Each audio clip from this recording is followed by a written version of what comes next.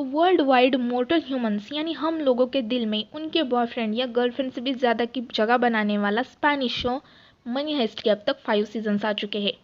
Money Heist crime saga kicks off by introducing us to someone we initially know only as Tokyo, एक young woman जो कि run पे थी from the law after a botched robbery that led to the untimely death of her boyfriend. और वो अपनी mom को public phone booth से कॉल करती है और घर आने के लिए परसुएड की जाती है। बट उसे ये नहीं पता था कि एक आर्म्ड पुलिस स्क्वाड उसको अरेस्ट करने के लिए वहाँ उसका वेट कर रही थी। फॉर्चुनेटली एक मिस्टीरियस मैन इंटरवेन करता है जो खुद को प्रोफेसर कह रहा था। टोक्यो को उसके इमिनेंट आम्बुश के बारे में वो वार्निंग देते हुए और उसको अपनी टीम ज्वाइन करने के लिए ऑफर देता है वर्ल्ड की मोस्ट एलाबोरेट हाइस्ट के लिए, और टोक्यो उसका ऑफर एक्सेप्ट कर लेती है, जिसके बाद वो उसके साथ जाती है और बाकी क्रू मेंबर्स से मिलती है। और इस टीम का एक रूल था कि हर एक मेंबर को एक मेजर सिटी का नाम रखना था एज अ सुडोनम, ताकि अगर किसी तरह टीम का कोई भी मेंबर पकड़ा जाए तो किसी का भी रियल नाम सामने ना आ पाए और उन्हें ट्रैक ना कर सके। और पूरी टीम में प्रोफेसर और बर्लिन ही थे जिन्हें सबका रियल नेम पता था। और दूसरा रूल ये था कि टीम के किसी भी मेंबर को आपस में कोई भी इमोशनल अटैचमेंट नहीं रखना था। बट ये रूल बहुत पहले ही टूट जाता है क्योंकि रियो और टोक्यो सीज़न फर्स्ट में ही चुम्मा-चाटी कर बैठते हैं, जिसके साथ प्रोफेसर भी बहती गंगा में रकेल के साथ हाथ धो लेते हैं।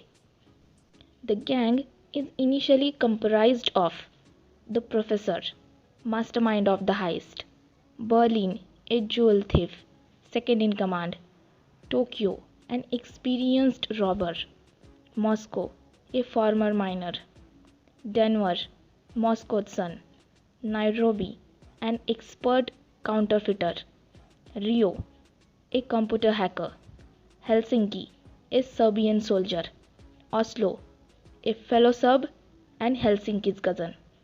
अभी इनका प्लान था कि ये रॉयल मिंट ऑफ स्पेन में चोरी करेंगे। यहाँ स्पेन का सारा पैसा प्रिंट होता है। बट एक बात मैं क्लियर कर दूँ कि यहाँ पे कोई चोरी नहीं होने वाली थी, बल्कि वो रॉयल मिंट ऑफ स्पेन में जाके पैसा प्रिंट करने वाले थे। इससे ये फ़ायदा था कि अगर वो पैसा चोरी करते हैं तो सीरियल नंबर से उन्हें ट्रैक किया जा सकता था। सो इसलिए उनका प्लान वहाँ जाके पैसा प्रिंट करना था, ना कि चुराना। इस प्लान को अंजाम देने के लिए सारे टीम मेंबर्स को कुछ स्पेशल रूल्स फॉलो करने होंगे। पहला और सबसे इम्पॉर्टेंट रूल, कोई अपना असली नाम यूज़ नहीं करेगा। सारे टीम मेंबर्स के पास अपने स्पेशल कोड नेम्स होते हैं, जो होते हैं दुनिया भर के पॉपुलर सिटीज़ के नाम। For example Tokyo, Rio, Berlin, Helsinki and more. बचे हुए रूल्स में शामिल है आपस में कोई भी रोमांटिक रिलेशनशिप ना रखना और बिना खून खराबे के इस प्लान को स्मूथली अंजाम देना।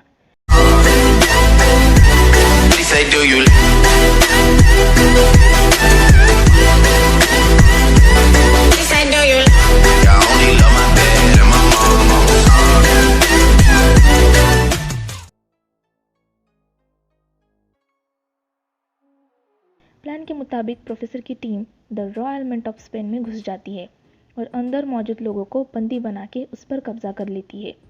प्रोफेसर बाहर ही अपने खुफिया अड्डे पे बैठ के इस सब पे नज़र रखे होता है। प्रोफेसर और उसकी टीम एक दूसरे से स्पेशल लैंडलाइन फ़ोन कनेक्शन के थ्रू बात कर रहे होते हैं ताकि कोई भी इनके कम्युनिकेशन को इंटरसेक्ट ना कर पाए। अंदर जाके प्रोफेसर की टीम रेड कलर के स्पेशल एप्रॉन और मास्क पहन लेती है और वहाँ मौजूद लोगों को भी ज़बरदस्ती ये यूनिफॉर्म पहनने पे मजबूर कर देती है ताकि अगर कुछ उल्टा सीधा हो भी जाए तो भी इसकी मदद से उनको भागने में आसानी हो सके। अंदर प्रोफेसर की टीम का मेन सुपरवाइज़र होता है बर्लिन, जो वहाँ सबको अपने अगले ऑर्डर्स दे रहा होता है। और बाहर पुलिस इंस्पेक्टर रकेल और उसकी टीम ने रॉयल मिंट ऑफ स्पेन को चारों तरफ से घेर लिया होता है। शुरू में सब प्लान के मुताबिक चल रहा होता है। ये लोग पुलिस को दिखाते हैं कि ये यहाँ पे सिर्फ पैसा लूट कर भागने आए हैं। थोड़ा सा पैसा उठा के ये लोग भागने का नाटक भी करते हैं और जाकर हवा में गोलियां चलाते हैं और फिर पुलिस फायर बैक करती है जिसमें रियो घायल हो जाता है। इसी वक्त प्रोफेसर जाके इंस्पेक्टर रकेल से मिलता है और उसे अपना नाम साल्वा बताता है। साल्वा और इंस्पेक्टर रकेल के बीच धीरे धीरे नज़दीकियाँ बढ़ने लग जाती है। अंदर मौजूद कैदियों में से एक होती है यूके एम्बेसडर की बेटी एलिसन पार्कर। पुलिस को लगता है कि प्रोफेसर और उसकी टीम को अंदर मौजूद इस हाई प्रोफाइल पर्सन के बारे में पता नहीं है।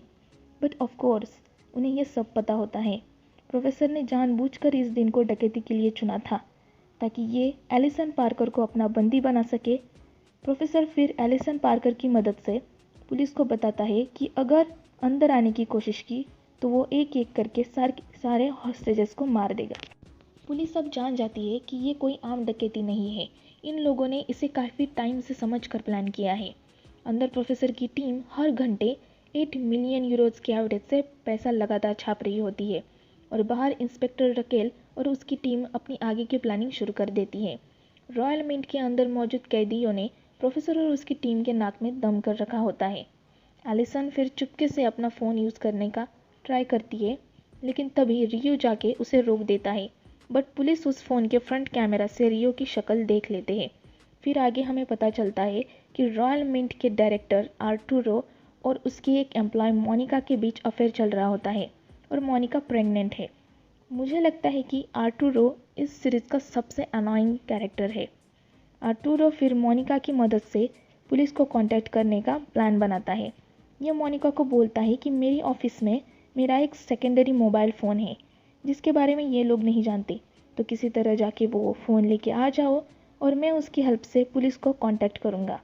मोनिका फ़ोन लेने में तो कामयाब हो जाती है, लेकिन उसको साइलेंट करना भूल जाती है, जिसकी वजह से डेनवर और बर्लिन उसको रंगे हाथ पकड़ लेते हैं।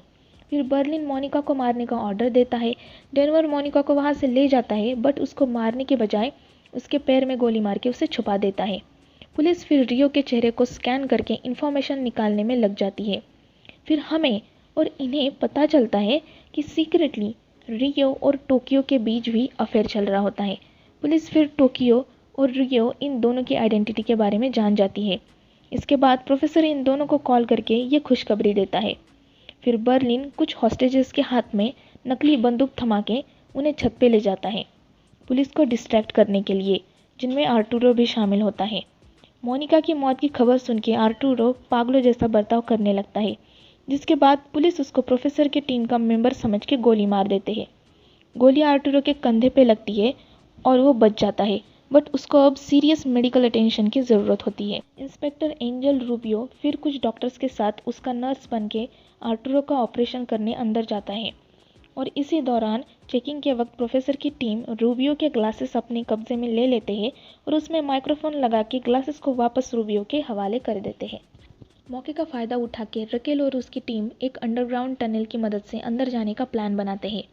प्लान ये होता है कि लूटेरों का स्पेशल यूनिफॉर्म और मास्क पहनकर उन्हें बिना पता चले अंदर जाके उनमें घुल मिल जाना। लेकिन प्रोफेसर को उनके प्लान के बारे में पता चल जाता है और वो अपने सारे टीम मेंबर्स को बोल के सबको नए टाइप के मास्क पहना देता है। रूबियो भागकर जाके ये खबर रकेल को बताता है और उनका अंदर जाने का प्लान भी नाकाम हो जाता है।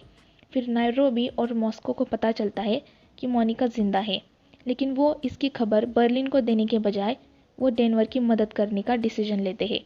प्रोफेसर को फिर पता चलता है कि बर्लिन अपनी मनमानी कर रहा है, रूल्स तोड़ रहा है और हेल्सिंकी ने उसकी कार को ठीक से ठिकाने नहीं लगाया है और अब पुलिस उसी कार की तलाश में है। प्रोफेसर फिर खुद ही कबाड़ खाने जाके उस कार से अपने फिंगरप्रिंट्स हटाने चला जाता है। फिर प्रोफेसर किसी तरह उस कार से अपने फिंगरप्रिंट्स मिटा देता है और वहाँ पे बर्लिन के जैकेट का बटन रख देता है ताकि पुलिस का शक सीधा बर्लिन पे जाए। फिर पुलिस उस कार को ढूंढ ही लेती है जिसमें उन्हें बर्लिन का वो बटन मिलता है और समय रहते प्रोफेसर वहाँ से भेस बदल के भागने में कामयाब हो जाता है। प्रोफेसर के छोड़े उस बटन की वजह से पुलिस बर्लिन की असली आइडेंटिटी पता लगा लेती है। रकेल फिर प्रोफेसर की परमिशन लेके रॉयल मिंट ऑफ स्पेन में चली जाती है। रियो को रकेल की तलाश लेते हुए एक माइक्रोफोन मिलता है जिस पे उसका निकनेम लिखा हुआ होता है। रियो को इस नाम से बस उसके मम्मी पापा ही बुलाते हैं। रियो को फिर माइक के अंदर एक छुपा मेमोरी कार्ड मिलता है जिसमें उसके पेरेंट्स का रिकॉर्डेड मैसेज होता है। अगर रियो ने पुलिस की मदद की तो पुलिस उसको जाने देंगे और बाकी सबको पकड़ लेंगे। रकेल फिर अंदर जाके प्रोफेसर की टीम से मिलती है और उन्हें बताती है कि बर्लिन एक जानलेवा बीमारी से लड़ रहा होता है और बस कुछ ही महीनों का मेहमान है। इंस्पेक्टर रूबियो को अब रकेल के नए दोस्त साल्वा पे शक होने लगता है। रूबियो फिर जाके साल्वा से मिलता है और चुपके से उसका चम्मच चुरा लेता है। मतलब उसका डीएनए सैंपल और फिंगरप्रिंट्स। रूबियो फिर यह बात रकेल को बताता है कि मुझे उस साल्वा बंदे पे डाउट है। मैंने उसका बैकग्राउंड चेक किया है तो पता चला पास ही में उसकी एक दुकान है। मुझे लगता है कि इस रॉबरी में उसका कुछ हाथ है। वो ऑलरेडी तुमसे मिलने एक बार अंदर आया था और उसको हम सबके चेहरे भी पता है। मुझे लगता है कि शायद यही वजह है कि प्रोफेसर हमेशा हम सबसे 2 कदम आगे रहता है। रकेल ये सब सुन के बहुत गुस्सा हो जाती है और उसे बोलती है कि तू साल्वा से जेलस फील करता है क्योंकि हम दोनों डेट कर रहे हैं। रकेल फिर उल्टा रूबियो को ही अपना सस्पेक्ट बना लेती है और उसे बोलती है कि मुझे लगता है कि साल्वा नहीं, असली गद्दार तो तू है। रूबियो वहाँ से चला जाता है बट रकेल का पुलिस वाला दिमाग उसे चैन से नहीं बैठने देता। फिर वो जाके साल्वा से मिलती है और उसे बंदूक दिखाते बोलती है कि मुझे तुम्हारी दुकान की तलाशी लेनी है। वो जाके दुकान की तलाशी लेती है बट उसको कुछ नहीं मिलता। रकेल फिर साल्वा से माफ़ी मांगती है and then they do it. दूसरी तरफ आर्टूरो कुछ टीममेट्स के साथ मिलके वहाँ से भागने का प्लान बनाता है। रकेल से ज़बरदस्त गाली खाने के बाद रूबियो डिप्रेशन में चला जाता है और दारू पी के गाड़ी चलाने लगता है। तभी उसको पता चलता है कि साल्वा के फिंगरप्रिंट्स और उन्हें मिली कार पर के फिंगरप्रिंट्स मैच हो गए हैं और वही प्रोफेसर है। रूबियो फिर कॉल करके ये बात रकेल को बताने की कोशिश करता है बट उसका फ़ोन नहीं लगता, इसलिए रूबियो रकेल के घर पे कॉल करके एक वॉइस मैसेज छोड़ देता है और उसकी गाड़ी का एक्सीडेंट हो जाता है और वो कोमा में चला जाता है। इस वॉइस मैसेज को रकेल की मम्मी सुनती है जिन्हें भूलने की बीमारी होती है। फिर रकेल की मम्मी कॉल करके ये न्यूज़ साल्वा यानी प्रोफेसर को बताती है कि रकेल का फ़ोन नहीं लग रहा है, अगर वो तुम्हारे साथ है तो उसको बताना कि एंजल रूबियो ने उसके लिए वॉइस मैसेज छोड़ा है। प्रोफेसर जल्दी से रकेल के घर चला जाता है और रूबियो के वॉइस मैसेजेस डिलीट कर देता है और रकेल की मम्मी अपनी भूलने की बीमारी की वजह से ऑलरेडी सब कुछ भूल चुकी होती है। फिर आर्टूरो को पता चलता है कि मोनिका जिंदा है बट अब वो डेनवर को चाहने लगी है। यह बात का आर्टूरो को बहुत गुस्सा आता है और वो अपना पूरा ध्यान वहाँ से भागने में लगाता है और अपने साथियों के साथ मिलके 16 लोगों को वहाँ से भगा देता है। इसी वक्त कुछ भगोड़े हॉस्टेजेस जाते वक्त हेलसिंकी के साथी कम भाई ऑस्लो को मार देते हैं। इधर प्रोफेसर रकेल के घर बैठ के रकेल का वेट कर रहा होता है, फिर उसको सरप्राइज़ देता है और दोनों मिलके आराम से उसके मम्मी के साथ मिलके सूप पीने लगते हैं कि तभी रकेल की बत्ती जलने लगती है कि इतने बड़े प्लान को अंजाम देने के लिए इन्हें लंबे टाइम से प्लानिंग करने की ज़रूरत पड़ी होगी। इनके पास पावरफुल मशीन गन्स है जिन्हें यूज़ करने के लिए इन लुटेरों ने किसी सुनसान जगह पे टारगेट प्रैक्टिस की होगी। रकेल फिर वहाँ से उठ के अपने कमरे में चली जाती है और अपनी टीम को कॉल करके बोलती है कि आसपास की लोकेशन में कोई सुनसान घर को ढूंढो जहाँ पे बहुत सारी खुली जगह और एक गन रेंज होने के चांसेस हो। प्रोफेसर बाहर खड़ा ये सब सुन रहा होता है और नॉक करके अंदर चला जाता है।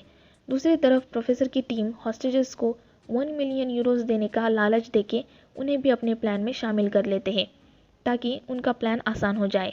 रकेल की टीम फिर उसको कॉल करके बोलती है कि उनको एक जगह मिली है जो प्रोफेसर के प्लानिंग का अड्डा हो सकती है। फिर रकेल प्रोफेसर के साथ उस जगह पे चली जाती है। इन लोगों के वहाँ पहुँचने से पहले ही फॉरेंसिक जांच वालों ने उस घर और आसपास के एरिया की जांच शुरू कर दी होती है। प्रोफेसर बाहर गाड़ी में वेट कर रहा होता है और रकेल लैब कोट पहन के अंदर छानबीन करने चली जाती है। और यहाँ पर ख़त्म होता है मनी हाइस्ट का सीज़न 1। तो ये था full recap Money Heist season 1 का। अब आप हमें कमेंट करके बता सकते हैं कि नेक्स्ट आप किस सीरीज़ का एक्सप्लेनेशन देखना चाहते हैं। हम पूरा ट्राई करेंगे कि आपके रिक्वेस्टेड टॉपिक का एक्सप्लेनेशन आपको सर्व कर सके। अब अगर आपको गोकू वर्सेस सुपरमैन के बीच का शोडाउन देखना है तो डिस्क्रिप्शन में दिए गए वीडियो के लिंक पे क्लिक करके आप चेकआउट कर सकते हैं। अब आप सब देख ही सकते हैं कि इस वीडियो को बनाने में कितनी मेहनत लगती है। तो अगर ये वीडियो आपको ज़रा भी पसंद आई हो तो इसे लाइक और शेयर करें और ऐसे ही कंटेंट के लिए हमारे चैनल को सब्सक्राइब करें।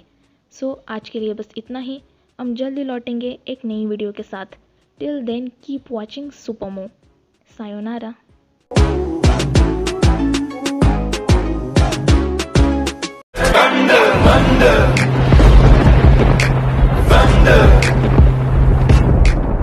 She say, do you love me? I tell her only partly. I only love my bed and my mom.